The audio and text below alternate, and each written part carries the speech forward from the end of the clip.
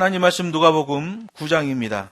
누가복음 9장 18절로 21절에 있는 말씀 제가 봉독하겠습니다.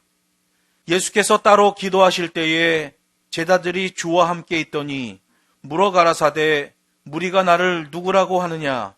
대답하여 가로되 세례 요한이라 하고 더러는 엘리야라 더러는 옛 선지자 중에 하나가 살아났다 하나이다. 예수께서 이르시되 너희는 나를 누구라 하느냐? 베드로가 대답하여 가로되 하나님의 그리스도이시니이다 하니 경계하사 이 말을 아무에게도 이르지 말라 명하시고 아멘. 본문 말씀을 가지고 복음의 승리를 위한 주님의 당부라는 제목으로 두 번째 시간 하나님 말씀을 증거하겠습니다. 성경에 보면 분별 언어가 나와요. 그것을 잘 파악하는 지혜를 구해야 할 것입니다. 본문에도 보면 주님께서 점검용 질문을 하는 것을 보게 돼요. 다 알고 계시면서도 물어보시는 거예요. 체크하시는 거죠. 지금 제자들의 생각, 제자들의 뜻이 어떤 것인지를 체크하시는 거예요. 여러분, 우리가 성경을 읽을 때 성경도 우리에게 점검용 질문을 줄 수 있어요. 너 지금 뭘 하고 있니? 본질적인 하나님의 말씀에 접근하여 being의 삶을 살고 있느냐? 아니면 내 소견에 오른 대로 사는 doing의 삶을 살고 있느냐? 성경이 우리에게 점검 차원에서의 질문을 해주신단 말이에요. 여러분, 예수님을 믿는다고 하지만 생각이 복잡한 사람들이 있어요. 그러면 일이 베베 꼬이는 것입니다. 해결이 안 돼요. 성경이 우리에게 물으실 때는 기본으로 돌아가는 게 최고입니다. 공학도 그렇죠. 공학을 하다 보면 일이 안 될 때가 있어요. 제대로 설계해서 제대로 조립을 했는데 기계가 제대로 안 움직일 때가 있어요. 분명히 그 결과값이 나와야 되는데 결과값이 안 나온단 말이에요.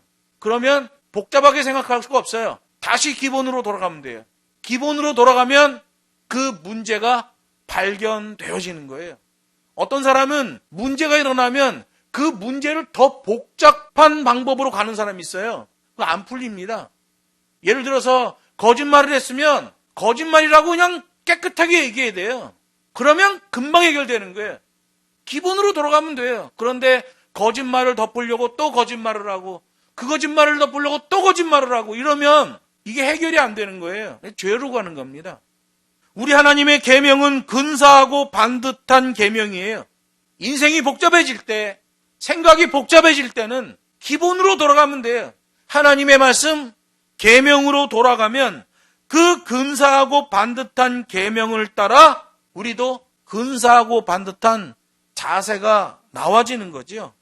예수님은 말씀하셔요. 바리새인들의 누룩을 조심하라. 중간기 400년 동안 유대 종교 지도자들은 장로의 유전이라는 것을 만들었어요. 왜? 그 400년 동안 하나님이 침묵하셨거든요. 바벨론 포로기 70년을 지나고 돌아와서 불과 100년도 안 돼서 이스라엘이 또 타락을 해버렸어요. 그리고 400년 동안 하나님께서 침묵하셨죠. 하나님 말씀하지 않으셔요. 선지자도 보내지 않으셔요. 그때 마치 독버섯처럼 일어난 것이 장로의 유전이에요. 하나님의 율법 비스무리한데 실제로는 하나님의 율법이 아니고 장로들이 만든 것. 또 하나님의 율법을 왜곡시키고 변질시켜서 장로의 유전을 만드는데 종교 지도자들에게 유리한 방향으로 만들어버립니다. 율법과 비슷한 것 같은데 실제로는 하나님의 율법이 아니지요. 그래서 여러분, 바울 서신에서 부정적인 표현의 율법 그러면 그거는 장로의 유전을 얘기하는 거예요. 하나님의 율법은 지금도 살아계신 하나님의 말씀이란 말이에요. 사도 바울이 율법에 대하여 부정적인 견해를 피력했다고 해서 구약에 있는 하나님의 진짜 율법이 부정적인 게 아니란 말이에요. 하나님의 율법은 선하신 율법이고 그들이 왜곡시켰기 때문에 예수님이 오셔서 그 율법을 완성하시는 거예요. 하나님의 구약 말씀은 지금도 복음입니다. 예수님이 오셔서 구약을 완성하는 거예요. 구약이 신약을 완성하는 게 아니라 신약이 구약을 완성하는 시스템이란 말이에요. 지난주에 가이사랴 빌립보라는 지역이 어떤 지역인지를 말씀드렸어요. 종교적으로, 정치적으로 아주 예민한 지역이죠. 그 옆에 헬몬산이라는 영산이 있기 때문에 그래요. 토착민들은 바알신을 섬겼죠. 운명론적 바알신이에요. 거기에 있던 헬라인들은 판이라는 신을 섬겼어요. 야수의 신. 몸뚱아리는 염소인데 상반신은 사람으로 되어 있는 그런 우상을 섬겼어요. 정치적으로는 헤롯이 가이사를 위해서 거기에 신전을 지어주는 일까지 벌어졌던 곳이에요. 예수님은 수시로 제자들에게 예수님 자신에 대한 정체성을 물으셨는데 지금 다시 정체성을 묻고 있는 지역이 이 가이사랴 빌립보라는 지역에서 물어보셨단 말이에요. 그런데 성경에 보면 예수님이 기도하시다가 제자들에게 물으셨다는 거예요. 약간 산악지역에서 기도하시다가. 누가복음 자체에서는 예수님이 왜 산에 올라가서 기도하셨는지에 대한 배경을 설명하지 않고 있지만 요한복음에서는 그 내용이 나온단 말이에요. 예수님이 베세다 광야에서 5,000명을 먹이는 역사를 보이니까 사람들이 예수님을 억지로라도 잡아서 왕으로 추대하려고 했던 거예요.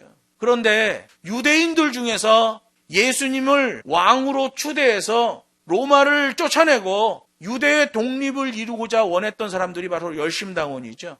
예수님의 제자들 중에도 3명에서 4명 정도가 열심당원이었단 말이에요. 베세다 광야에서 오병이어의 기적이 일어나고 백성들에게서 그런 운동이 일어났을 때 반드시 예수님의 제자들이 거기에 포함이 돼 있는 거예요. 그래서 예수님이 급히 그 자리를 떠서 산으로 가셨다라고 말씀하시는 거예요. 여러분, 예수님이 그런 놀라운 능력을 보여줬을 때 유대인들은 자기네들 입장에서 과거에 있었던 선지자를 연상하는 거죠. 엘리야 같다. 예레미야 같다. 얼마 전에 죽었던 세례요한과도 같다. 여러분, 이게 굉장히 위험한 겁니다. 하나님의 계명에서 그런 사람들이 생각나고 그런 사람들이 생각나고 있는 그 유대인들이 하나님 말씀 앞에 순종하며 사는 유대인이면 문제가 안 돼요. 그들이 장로의 유전을 따라 살고 있는 사람이란 말이에요. 장로의 유전을 따라 살고 있으면서 성경에 나오는 그런 선지자들이 생각이 난다 그러면 그거 세속주의예요. 바르게 살지 않으면서 성경에 있는 사람이 대입된다. 그 세속주의입니다. 잘못된 거예요. 예를 들어서 어떤 기독교인이 있는데 바람직하지 않은 행실을 보여요. 그러나 자기 이름을 요한이라고 바꿨어. 그래서 그 사람의 이름이 김요한으로 불려. 그런데 행실이 하나도 안 바뀌었어. 세상 사람들과 똑같아. 여호와 신앙을 믿는 사람 같지가 않아. 그런데 성경을 좀 안다고 기독교 신앙을 갖고 있다고 이름을 요한으로 바꿨단 말이에요. 그러면 잘못된 거란 말이에요, 그게. 저는 중국에 있을 때 우리 학생들이 자기 이름을 성경에 나오는 위인의 이름으로 바꾸는 것을 제가 반대합니다. 그렇게 하지 마라. 너의 삶이 온전히 하나님 앞에 드려지고 삶을 세상 사람들한테 완전히 공개해서 복음적 영향력이 나타난다면 모를까? 그렇지 않으면서 성경에 나오는 위인들의 이름을 갖다 들이대버리면 오히려 욕이 된다. 여기 지금 나오는 유대인들이 어떤 상태예요? 장로의 유전이에요. 예수님한테 책망 듣는 사람들이에요. 예수님이 불쌍해서 오병이어의 기적으로 그들을 먹이셨어요. 그랬더니 억지로 예수님을 잡아 왕으로 추대하려고 하는 그런 움직임을 보여요. 그래서 예수님이 그들을 막 책망해요. 너희들이 표적을 보고 나를 따르는 것이 아니라 먹고 배부른 것 때문에 따르는 것이다. 무슨 말이에요? 그들의 평가 기준, 그들의 생각이 전부 세속주의라는 거예요. 그렇기 때문에 그 세속주의에 빠지고 예수님을 잡아 왕으로 세우려는 유대인들이라 할지라도 그들이 세례 요한을 연상하고 그들이 엘리야를 연상하고 그들이 예레미야를 연상했다고 해서 그게 옳은 게 아니라 말이에요. 잘못된 거라 말이에요. 지난주에도 말씀드렸잖아요. 세속주의와 세속화는 비슷한 말 같은데 완전히 다른 말이에요. 성경에서 말하는 세례 요한, 성경에서 말하는 엘리야, 성경에서 말하는 예레미야. 지금 본문에서 유대인들이 생각하는 예수님에 대한 그거랑 성경에서 말하는 거랑 다른 거예요. 이방인들도 똑같은 현상이 나타나죠. 예수님이 보이시는 놀라운 능력을 본 이방인들은 자신들이 믿고 있는 우상, 그 우상에 대한 종교성이 더 강화되는 거예요. 여러분, 교회도 그래서 위험한 게 뭐냐 하면 하나님의 말씀을 하나님의 말씀대로 선포할 때 각 사람이 성경의 기준으로, 하늘의 기준으로 하나님의 말씀을 받아야 되는데 자기 생각의 기준으로, 그 자기 생각의 필터를 통해서 설교를 받아버린단 말이에요. 그래서 망하는 겁니다. 그래서 성경에 있는 예수를 선포해도 각 사람이 믿는 예수가 다른 거예요. 왜? 자기 소견에 옳은 대로 믿기 때문에 그렇습니다. 그래서 하나님의 말씀이 선포될 때는 왕의 말씀으로 받는 거예요. 왕의 말씀은 말씀하옵소서 내가 그대로 수납하겠습니다. 내가 생각할 땐 그거 좀 미련한 방법 같은데요. 근데 그거 하나님 말씀이면 받아내야 돼요.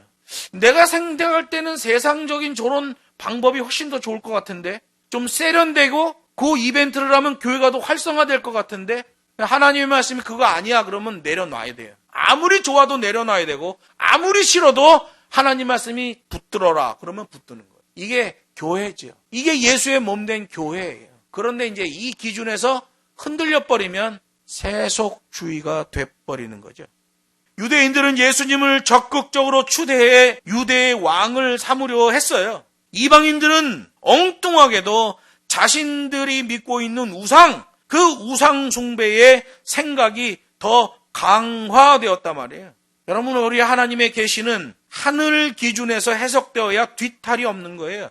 왜 문제가 발생하는가? 자기 소견에 옳은 대로 해석하기 때문에 그렇습니다. 왜 문제가 발생하는가? 자기 이익대로 해석하기 때문에 그렇습니다. 여러분, 성경 말씀은요, 자기한테 불리하게 해석해야 제대로 해석돼요.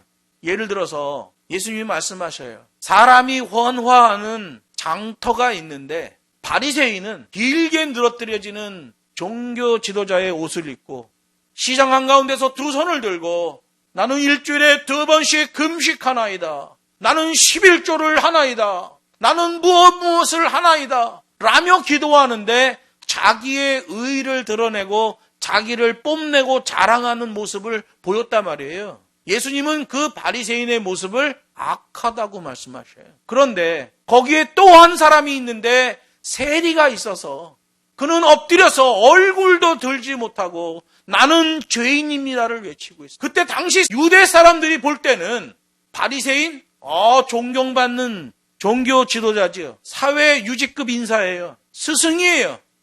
흠잡을 데가 없어요. 세리, 저건 민족의 원수죠. 로마의 앞잡이가 되어 민족의 고혈을 빠는 세리들, 막 세리 욕하죠. 근데 바리새인들은 그렇게 시장에서 손을 들고 자기를 뽐내며 자랑하며 폼생폼사 기도를 하고 있어요. 세리는 주님 저는 죄인입니다. 기도하고 있어요. 고개도 들지 못해요. 우리 예수님의 평가는 뭐예요? 하늘 기준에서의 평가는 저 세리가 옳다라고 말씀하시는 거죠. 그러면 성경은 자기에게 불리하게 해석해야 되는데 많은 사람들은 이 바리새인은 악한 놈이야. 교회에 들어와 있는 사람들이 설교 들을 때 그렇게 바리새인과 세리를 얘기하면 바리새인은 나쁜 사람이야. 나는 바리새인이 아니야. 세리? 세리 좋은 거야. 예수님이 좋다고 그랬으니까 세리 좋아. 나는 세리야. 세리가 나야. 이렇게 자기에게 유리한 쪽으로 일치를 시킵니다. 그래서 망하는 거예요. 하나님의 말씀은 순종하면 복을 받을 것이요 불순종하면 저주를 받을 것이다. 이게 같이 있어요. 계명 안에. 그런데 한쪽만 얘기하죠. 순종하고 복 받는 것만 자꾸 얘기해요. 믿음으로 구원만 얘기해요. 행위로 심판도 같이 들어있어요. 같이 얘기해야 돼요. 그래야 거짓말이 되지 않습니다. 한쪽만 얘기하면 균형도 깨질 뿐만 아니라 거짓말이 돼버리는 거예요. 자기에게 불리하게 해석해야 돼요. 그 폼생폼사의 바리새인이 있었고 사람들한테 손가락질 받는 세리가 있었다면 주님의 평가를 따라가야 돼요. 우리는. 나는 시장바닥에서 두 손 들고 기도했던 그 바리새인이 바로 접니다. 주님, 저는 죄인입니다. 이렇게 성경을 자기에게 불리하게 해석해야 돼요. 그러면 문제가 발생하지 않습니다. 그런데 개발복음에 오염되고 축복주의에 오염된 이 시대의 기독교, 이 시대의 기독교인들을 보면 성경을 자기에게 유리한 쪽으로 해석해요. 그래서 성경 읽다가 자기 기분 좋은 말씀 있으면 거기다 형광펜으로 쫙 긋잖아요. 너무 좋은 말씀이야 그러면서 형광펜으로 거기다 거놓잖아요. 자기에게 불리하게 해석해야 성경이 반듯하게 적용이 되는 거예요. 이 시대에 왜 이렇게 교회가 문제가 발생하고 교회뿐만 아니라 세상이 왜 이렇게 문제가 발생합니까? 자기의 이익만 추구하는 게 체질화됐기 때문에 그래요. 사람들마다 서로 자기 이익을 우선시하는 거예요.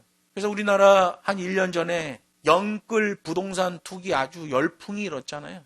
돈 버는 것 좋죠. 그런데 결과만 중요한 게 아니라 시작과 과정도 중요해요. 그래서 제가 영끌은 죄악이다라고 얘기했더니 막 상처를 입어가지고 불리하게 해석해야 된다니까 성경은. 슬그머니 빠져나가려고 그러면 안 돼요. 우리 기독교인들 중에도 영끌해가지고 그 못된 짓을 한 사람이 있으면 하나님께 회개해야 돼요. 난리가 났잖아요, 나라가. 그것 때문에. 왜 그래요? 사람들이 서로 자기의 이익만 추구하는 거예요. 자기한테 좋은 쪽으로만 움직이는 거예요. 그러니까 싸움이 나고 문제가 발생하는 거죠. 여러분, 우리 기독교인들은 영적인 무게중심을 바르게 잡아야 돼요. 예수님의 제자들 중에 열심당원이 3명에서 4명이나 됐다는 것. 그들이 주동 세력이었다는 것. 그래서 주님이 자꾸 물어보는 거예요. 점검용 질문을 자꾸 던지시는 거예요. 여러분, 이걸 잘 파악하는 게 지혜이지요. 그래서 하나님 앞에서 항상 그냥 자세를 잡고 계세요. 점검용 질문이 나오면 주님, 저는 죄인입니다. 자기가 죄인이라는 사실을 아예 못 박아버리세요. 그냥 용서받은 죄 이런 수식어 넣지 말아요. 그냥 주님, 저는 죄인입니다 라고 해석하면 맞아요. 물질에 대해서도 마찬가지예요. 주님, 제 것은 모두 주님의 것입니다. 주님, 나의 생사여탈권은 주님께 있습니다. 여러분, 그런 그리스도인들은요, 아주 근사하고 반듯한 그리스도인이 되는 것을 보게 되는 겁니다. 여러분, 예수님도 복음의 승리를 위해서 고군분투하시고 불리한 방법을 선택하시잖아요. 우리 기독교인들의 신앙은 예수님의 그 길을 따라가는 거예요. 성경도 불리하게 해석할 뿐만 아니라 모든 일에서 나는 부족한 사람입니다. 주님, 저는 죄인입니다 라는 자세를 잃으면 안 된다는 거예요. 아까도 말씀드렸지만 장로의 유전에 오염되어 있는 유대인들이 예수님을 보고 세례 요한이니 엘리야니 예레미야니 라고 연상한다고 그래서 그 연상된 게 좋은 게 아니라 말이에요. 다만 우리는 그렇게 세례 요한이나 엘리야나 예레미야를 통해서 개혁적 성향의 사람이었다라는 것을 알게 되는 거죠. 여러분, 그 사람들의 특징이 뭐예요? 복음의 승리, 하나님께 영광, 여기에 초점이 맞춰져 있던 사람들 아닙니까? 이 방향성이 중요한 거예요. 우리도 마찬가지입니다. 저와 여러분이 이 방향성이 맞는 사람인지를 체크해 보려면 하나님을 이롭게 하고 있는가라는 걸 한번 체크해 봐야 돼요. 충성이죠. 내가 하나님을 이롭게 하고 있는가. 종교 지도자였던 바리새인들은 시장에서 멋진 옷 입고 두 손을 들고 뽐내고 자랑했어요. 여러분, 이 시대도 마찬가지입니다. 이 시대에도 기독교인들이 자기를 뽐내고 자랑하는 것을 위해서 여호와 종교를 이용해 먹는 사람들이 있어요. 하나님을 이롭게 하는 게 아니라 자기를 뽐내는 거예요. 세속주의죠. 내가 또 이웃을 이롭게 하고 있는가? 여러분, 이웃을 이롭게 하는 방법은 내 자세를 겸손하게 잡으면 돼요. 하나님을 이롭게 하는 것은 충성되면 돼요. 이웃을 이롭게 하려면 겸손해져야 돼요. 여러분, 예수님은요, 완전히 진보적인 생각만 하신 분이 아니에요. 예수님은 보수적 생각도 같이 하셔요. 이방 여자가 와서 자기 딸을 고쳐주시기를 구하니까 예수님이 뭐라고 그러십니까? 이방인에게 떡을 줄 수 없다 그래요. 그랬더니 그 여자가 개들도 주인의 상에 떨어지는 부스러기를 먹습니다 그래요. 예수님이 직접 말씀하셔. 나는 유대인들을 위해서 왔다. 이렇게 말씀하셔요. 굉장히 보수적이죠. 우리가 쉽게 이해할 수 있는 방법으로 설명할게요. 우리나라에 6.25 전쟁이 터졌어요. 폐허가 됐어요. 집집마다 아버지와 어머니들이 정말 폐허 위에서 어떻게 해든지 돈을 벌어서 자기 자녀를 먹이고 공부시켰어요. 그거 보수입니다. 내 자녀를 위해서, 내 가정을 위해서 내 몸 부서져라 이르라고 돈을 벌어서 내 자식 옷을 사입히고 내 자식 공부 가르치고 밥을 먹이는 거. 그거 보수예요. 그거 보수입니다. 그런데 6.25 끝나고 우리나라 사람들이 어땠습니까? 그렇게 해서 좀 나은 수입이 있는 사람들이 옆집에 풀죽도 못 써먹는 사람이 있으면 그 집에다가 쌀을 갖다 줬어요. 밀가루도 퍼다 주고 쌀도 퍼다 주고 채소도 좀 나눠주고 옆집 사람들이 굶고 있으니까. 그게 진보입니다. 진보. 6.25 전쟁이 터지고 나서 우리나라가 재건될 때 내가 열심히 해서 내 가족을 위해서 돈을 버는 것 보수입니다. 그렇게 번 것 내 자녀들을 위해서 아낌없이 쓰는 것 보수예요.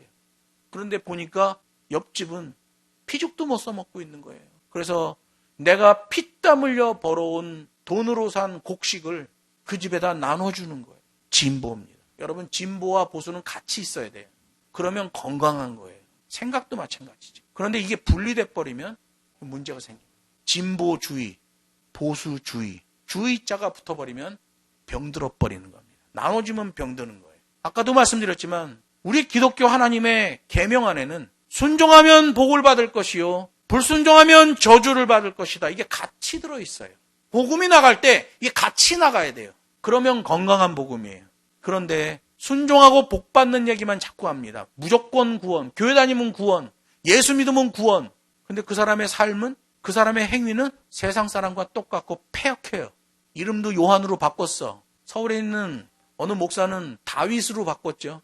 다윗으로 바꿨는데 교회 돈을 엄청나게 해먹었어. 범죄자가 됐어. 자식은 막 감옥에 들어가 있고 범죄자 상태로 죽어버렸어. 그건 뭐야 그게. 순종하면 복을 받을 것이요 불순종하면 저주를 받을 것이다가 같이 들어있어요. 같이 얘기해 줘야 돼요. 그래서 세상에서는 패역한 짓을 하며 교회 다니는 사람들, 그런 사람들한테 따끔한 하나님의 말씀, 그렇게 살다가는 지옥에 떨어진다는 걸 선포해 줘야 돼요. 그냥 교회 다니면 구원받는다 그러고 예수 믿으면 구원받는다고 한쪽만 얘기하면 안 된단 말이에요. 가짜예요. 진보와 보수는 같이 있어야 돼요. 이게 나눠져 버리면 이 문제가 생기는 겁니다. 여러분도 정치 성향을 어느 한 곳으로 쏟아놓지 마세요. 큰 문제 생깁니다. 같이 있어야 돼요. 우리나라 정치인들은 뭐 우리나라뿐만 아니라 전 세계의 정치인들은 진보와 보수를 나누고 편갈라서 표를 얻죠. 그거 좋지 않은 방법이죠. 기독교인들은 뭐랑 싸우는 거예요? 거짓과 싸우는 거예요. 거짓. 어떤 세력이든 거짓말하는 자들은 반드시 응징해야 됩니다. 교회가 참으면 안 돼요. 거짓말하는 자들에 대해서. 거짓의 합의는 사단이기 때문에 그렇습니다. 그래서 교회의 생각이 혼란한 세상에게 기준을 제시해 줘야 돼요.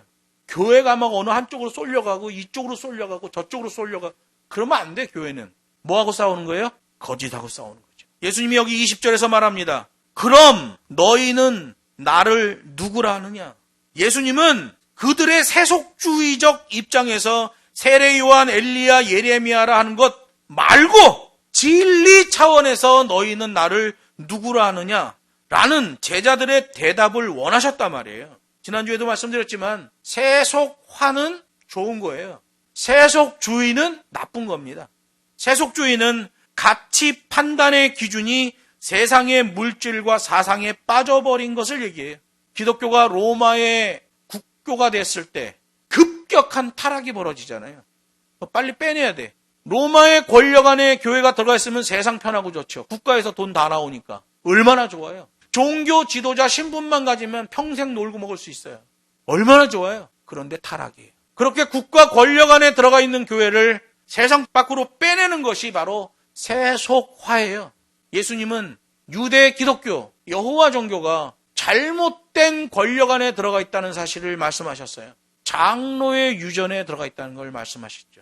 그래서 장로의 유전에 함몰되어 버린 여호와 신앙을 밖으로 끄잡아내는 일을 하셨어요. 그게 바로 예수님이 사역하신 복음사역, 세속화 사역이죠.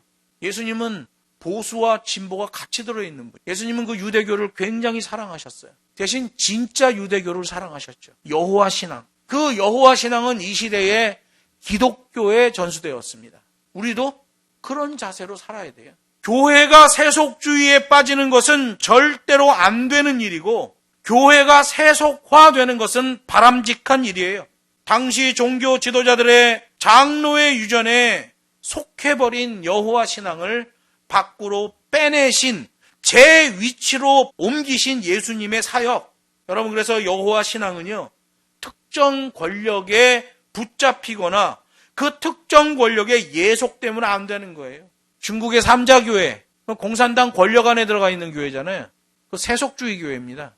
교회 법으로 말하면 교회라고 볼 수 없어요. 그런데 하나님의 말씀을 통해서 삼자교회 안에도 하나님의 백성이 있다고 믿기 때문에 삼자교회를 대상으로 복음사역을 진행하는 겁니다. 우리가 북경에서.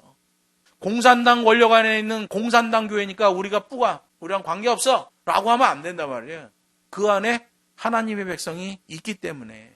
예수님은 여기 20절에서 세속주의적 판단으로 연상된 세례 요한, 엘리야, 예레미야는 의미가 없다는 걸 말씀하시는 거예요. 그런 세속주의적 판단에 꺼풀을 벗겨내야만 제대로 된 여호와의 종교, 여호와 신앙을 구현해낼 수 있다. 그래서 계속해서 점검용 질문을 하시는 거예요.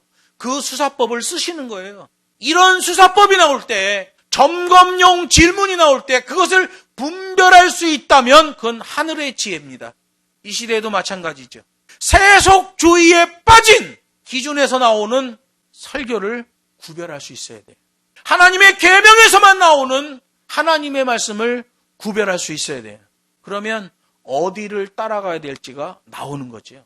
그런데 여러분, 세속주의적 설교는 세련되고 아주 사람들이 보기에 듣기 좋고 먹기 좋고 갖고 싶은 그런 욕망이 생겨요. 왜? 축복주의거든요. 개발복음이거든요.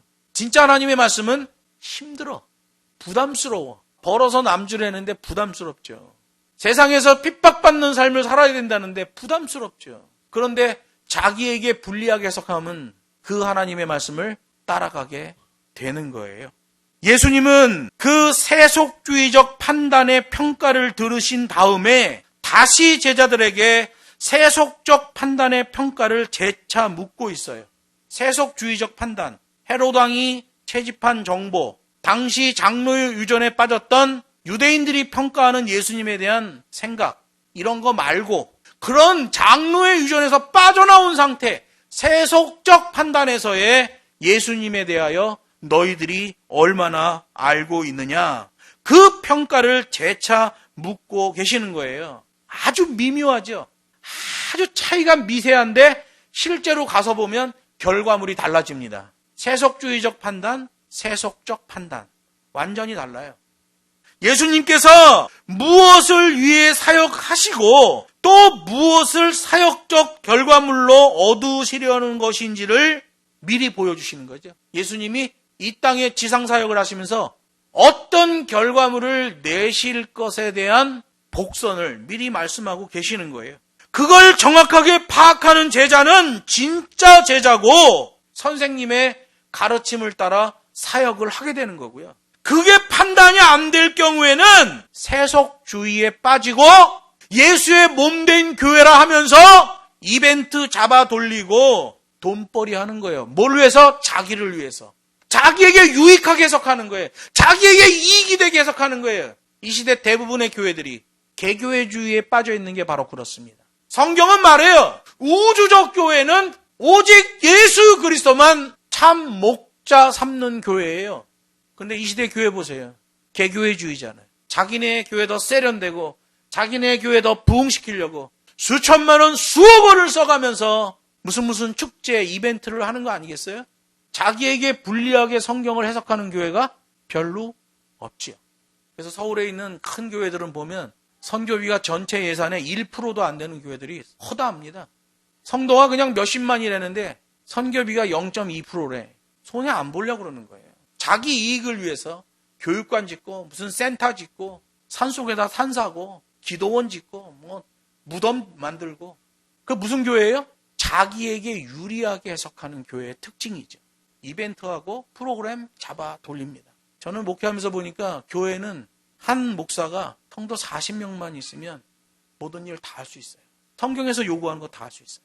선교도 할 수 있고요. 지역사회를 위해서도 일할 수 있고 다 할 수 있어요. 얼마든지 할 수 있어요. 교회가 지역사회를 위해서, 교회가 영혼구원을 위해서 사역하려면 하나님 말씀을 역시 불리하게 해석해야 돼요.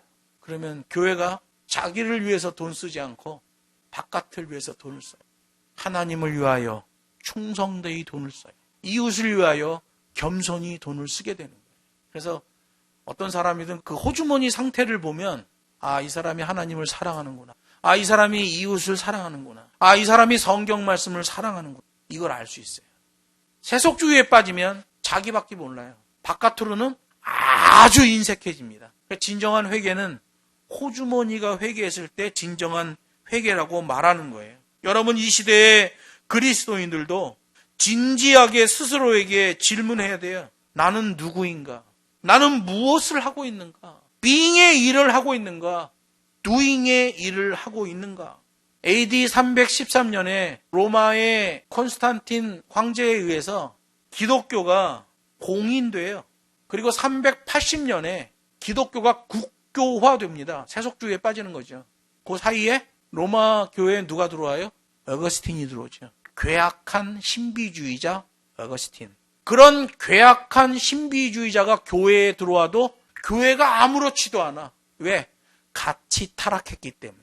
그 어거스틴이 서양 철학, 서양 기독교의 기득권자가 됐기 때문에 어거스틴에 대한 평가가 아주 거룩하게 나오는 거죠.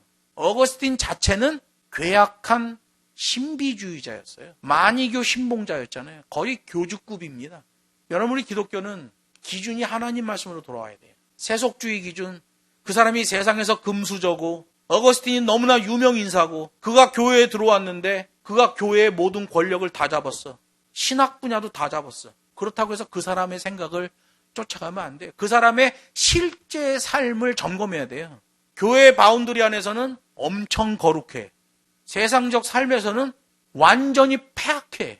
그러면 그 사람의 가르침을 조심해야 되는 거예요. 우리는 스스로에게 기준 문제를 질문해야 돼요. 매우 중요한 신앙 고백, 구원의 과정을 걷고 있는 당위성이 거기서 나오는 거예요. 세상으로부터 미련하다는 말을 듣는 교회가 돼야 돼요. 세속주의자들로부터도 미련하다는 말을 듣는 교회가 돼야 돼요. 감성주의자들로부터도 미련하다는 교회라는 말을 들어야 돼요. 그래야 주님의 말씀이 우리 안에 성취될 수 있어요. 너희가 그런 말을 들을 때에 기뻐하라. 그런 말을 듣는 기독교인을 하나님이 기뻐하신다는 거예요.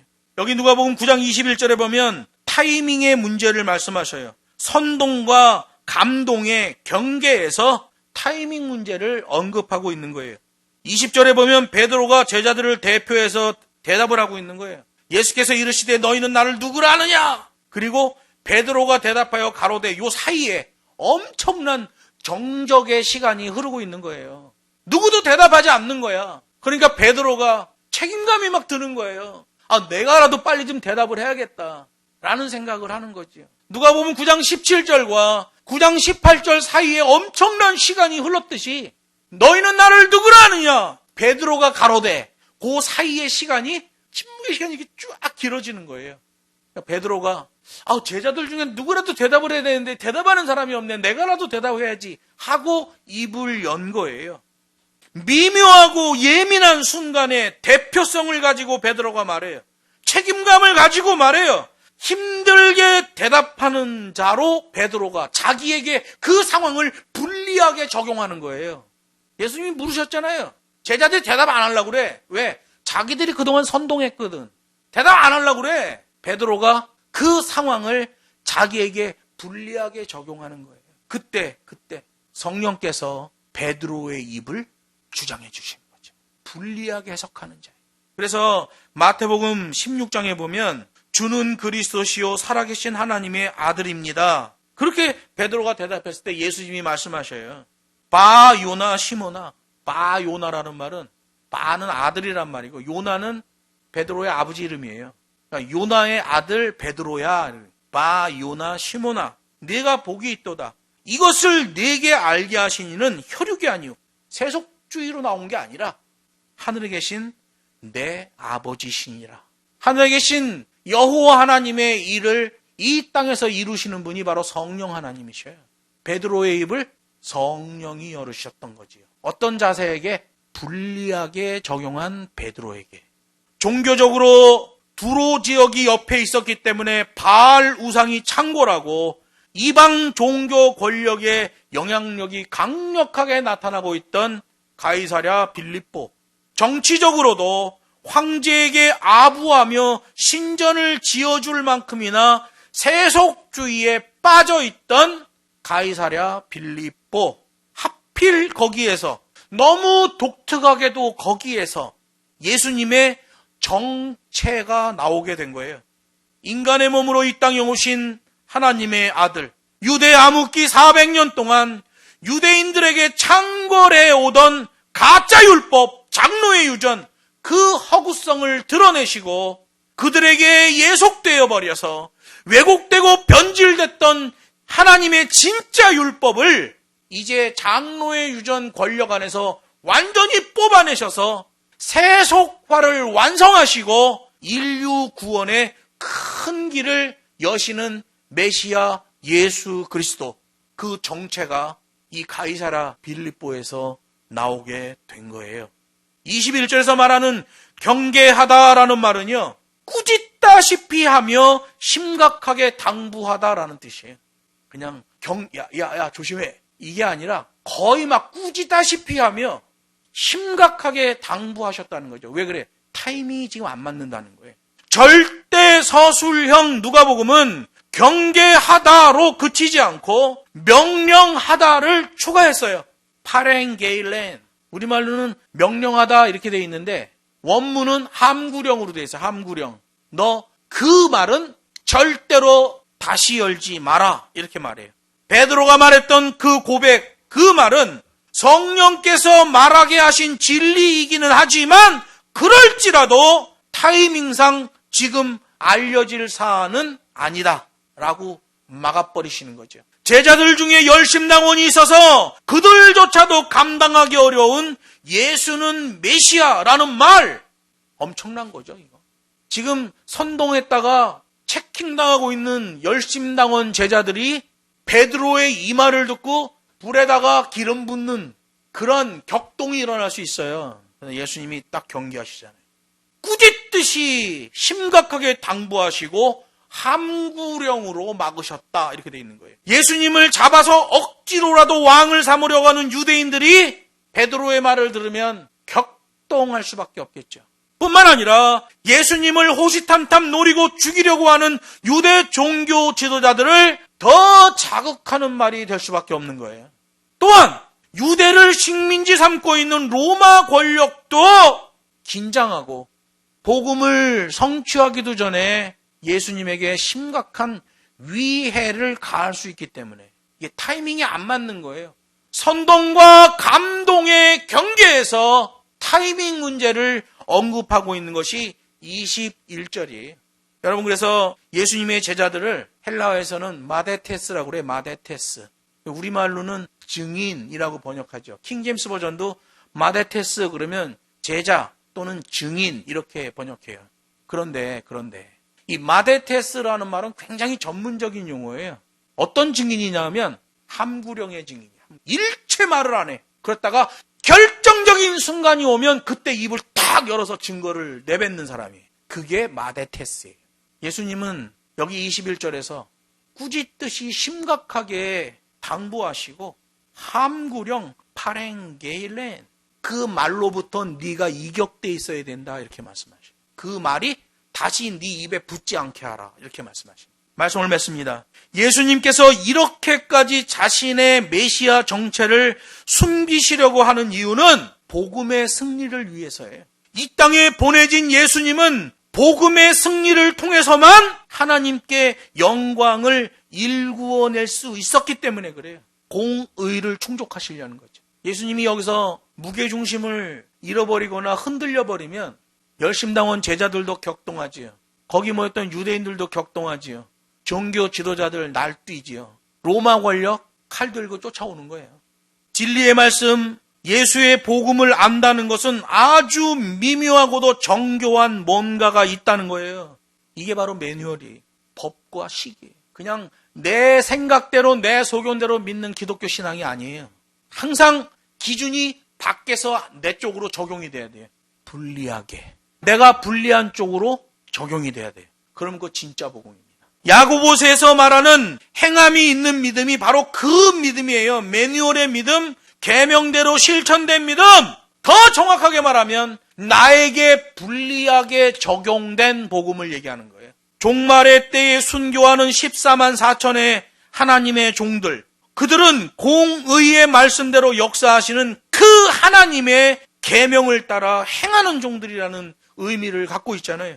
다 매뉴얼이에요. 계명대로 지키는 자가 복이 있다. 그래서 맨 마지막 계시인 요한계시록에 보면 요한계시록 1장은 왜 요한계시록이 기록됐는지에 대한 당위성을 설명하는 내용으로 되어 있어요. 1장 3절에 보면 이 말씀을 지키는 자가 복이 있다. 어떻게 지켜요? 나에게 불리하게 적용해서 지키는 거예요. 넉넉히 망하는 쪽으로 적용하는 자. 그가 구원의 백성이에요. 또 계시록을 완전히 정리해주는 22장 7절에 보면 또 그 말씀을 하셔요. 이 계명의 말씀을 지키는 자가 복이 있다. 그러니까 계시록은 맨 앞에 1장 3절, 결과에 22장 7절에서 이 계명의 말씀을 지키는 자가 복이 있다라고 말씀하셔요. 그리고 계시록 14장 12절, 이제 거기서 구원의 백성들이 얼추 추려져요. 하나님의 진짜 백성들이 추려져요. 그들에게 뭐라고 주님이 평가하시냐? 저희는 추려진 사람을 얘기해요. 하나님의 계명과 예수의 믿음을 지키는 자라 이렇게 돼 있어요. 교회에게 유리하게 적용되는 복음, 가짜 복음입니다. 기독교인 개개인에게 유리하게 적용되는 복음, 개발 복음이에요. 축복주의, 잘못된 복음입니다. 하나님의 계명을 지키면 손해봐요. 불리해져요. 예수의 믿음, 내가 그대로 순종하면 불리해져요. 손해봐요. 그 자들이 하나님의 구원의 백성이다 라고 요한계시록이 말씀하고 있는 거예요. 다 매뉴얼이에요. 계명대로 지키는 자. 우리 하나님의 말씀인 성경을 가까이 하고 일생 동안 성경을 삶의 매뉴얼로 삼아 복음의 승리를 일구고 하나님께 영광을 일구며 그리스도인으로서의 충만한 복을 누리는 저와 여러분이 되기를 주 예수의 이름으로 축복합니다.